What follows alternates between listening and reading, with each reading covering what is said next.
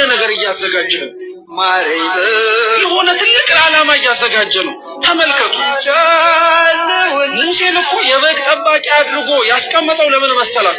በኋላ ላይ እስራኤላውያንን የሚመራ መሪ ስለሆነ በበጉ ሰላም ውድና የተከበራችሁ የኩምዬ ቤተሰቦች እንዴት ናችሁ? ደህና ናችሁ? ይህን ቻናል ለማታውቁ ኩሜ ይባላለሁ። ለቻናሉ አዲስ ከሆናችሁ ለቤቱ አዲስ ከሆናችሁ ላይክ፣ ሼር፣ ሰብስክራይብ በማድረግ ተቀላቀሉ። ዛሬ ይዤላችሁ የመጣሁት የበረከት ስራ ሲሆን የሚያሳዝን እኔ በጣም አዝኛለሁ። ሁሌም እንዳዘንኩ ነው። እኔ ቤተክርስቲያን ስትቃጠል ያንገበግበኛል፣ እንደ እሳት ነው የሚበላኝ። ማርያምን ነው የምላችሁ። ኪዳነ ምሕረት እናቴ ምስክሬ ናት። እና ስለዚህ እህቶቼ የሚኖረን ቆይታ ስለ ቅድስት ኪዳነ ምሕረት ቤተክርስቲያን ቃጠሎ ነው የሚሆነው። እንዴት ተቃጠለች፣ ለምን ተቃጠለች፣ ማን አቃጠላት የሚለው ይቆየን። ለምን ብትሉ እስካሁን ድረስ መረጃው የለንም። በምን ምክንያት እንደተቃጠለች አይታወቅም እስካሁን ድረስ ማለት ነው። ስለዚህ ለምን ከምእመናንም ረቅ ብላ በአቅራቢያዋ ቤት እንደዚህ ምእመናን ቅርብ አይደለም፣ ረቅ ያለች ናት። በቃ ደስ የሚል ቦታ ነው ያለችው ኪዳነ ምሕረት እናታችን። በእውነት ነው የምላችሁ እና እላችኋለሁ የሚኖረን ቆይታ ምንድነው? እኔ እዚህ ጋር መልእክት ማስተላልፈው በአቅራቢያዬ በዙሪያ ያሉትን ጓደኞቼ በስልክ እንዲሁም በአካል ማገኛቸው ለበረከት ተሳተፉ ብዬ እያሳተፍኩ ስለሆነ እናንተ ደግሞ ከሩቅ ሆናችሁ ይሄ መልእክት ያልደረሳችሁ ይሄ መልእክት ደርሷችሁ የኪዳነ ምሕረትን በረከት እንድታገኙ ያችን ቤተክርስቲያን ቅድስት ቤተክርስቲያንን እንድታስቧት በማለት ነው ዛሬ ግዴታ ህሊናዬ አስገድዶኝ ቪዲዮ የምሰራው ማለት ነው። ስለዚህ የሚኖረን ቆይታ ስለዚህ ነው። እህቶቼ፣ ወንድሞቼ፣ ሁሉም ቤተሰቦቼ እዚህ ላይ የምትገኙ በተቻላችሁ አቅም እስካሁን ድረስ ሀገረ ስብከቱ ፍቃድ ሰጥቶ አካውንት ለቤተክርስቲያኗ የገንዘብ ማሰባሰቢያ እስኪከፈት ድረስ ብለን እስከ ዛሬ ቆይተናል። ዛሬ 6ኛ ቀናችንን ይዘናል። ዛሬ የመጨረሻ ቀን ይሆናል። እንግዲህ እስካሁን ድረስ መግለጫ አልተሰጠም፣ ይከፈት አይከፈት የሚለው እነሱም ያው ስብሰባ ላይ ስለሆኑ ማለት ነው።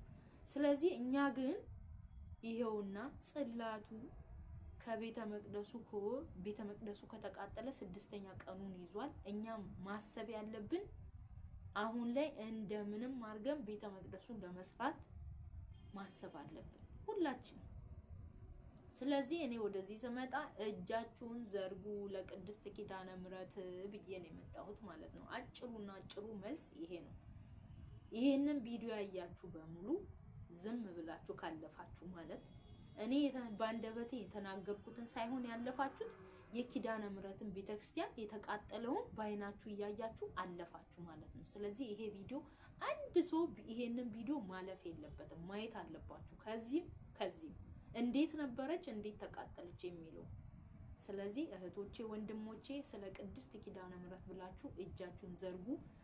ማህተብ ባለማህተቦች አለም ብላችሁ ለኪዳነ ምሕረት ቤተክርስቲያን ድረሱላት። ለምን እቺ ቤተክርስቲያን እስካሁን ድረስ አካውንት የላትም ካላችሁ ገቢ የላትም። መልሳችን ይሄ ነው፣ ገቢ የላትም። በአቅራቢያው የሚገኙ ምእመናን ራሱ እንዳለ አዛውንት ናቸው። ክብረ በዓል የዓመታዊ ክብረ በዓል እንኳን ሲደረግ የሚገኘው ምእመናን ጥቂት ነው። ስለዚህ ሰው ገንዘብ ሲኖረው አካውንት ይኖረዋል። ይሄን ታውቃላችሁ አይደል? አንድ ባለሀብት ገንዘቡን የት ለማከማቸት ነው? አካውንት ግዴታ ያስፈልገዋል። እቺ ቤተክርስቲያን ደግሞ ምንም የላትም። የዘቢብና የጧፍ መግጃ ብቻ ነው ያላት። እሱንም በየሰንበት በሚሰበሰበው ገንዘብ ማለት ነው። ሌላ ቦታ ለካህን ለዳቆናት ደሞዝ ይከፈላል አይደል? እዛ ጋር የሚያገለግሉት ካህናትና ዳቆናት ደሞዝ የላቸው። ቢያንስ እንኳን ካህናት ሊኖራቸው ይችላል፣ ዳቆናት ግን የላቸው። ይሄን ማወቅ አለባችሁ።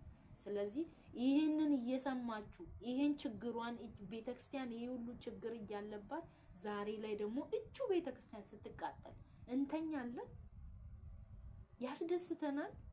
ክርስቲያን ነን ባለማተቦች ነን ብለን ልናስብ ግድ ነው። ስለዚህ እኛ ዛሬ ስንወጣ ምን ያክል ገንዘብ ነው የምናጠፋው?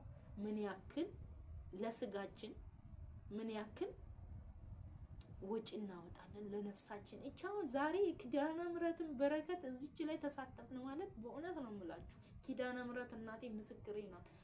ለነፍሳችሁ ስንቅ አስያዛችሁ ማለት ነው። ኪዳነ ምሕረትን ነው የምላችሁ። እና እጃችሁን ዘርጉ ስለ ቅድስት ኪዳነ ምሕረት፣ ስለ ቅድስት ኪዳነ ምሕረት፣ ስለ ቅድስት ኪዳነ ምሕረት ስል ዛሬም አሳስባለሁ። ነገም ደግሞ ያለበትን አሳውቃችኋለሁ።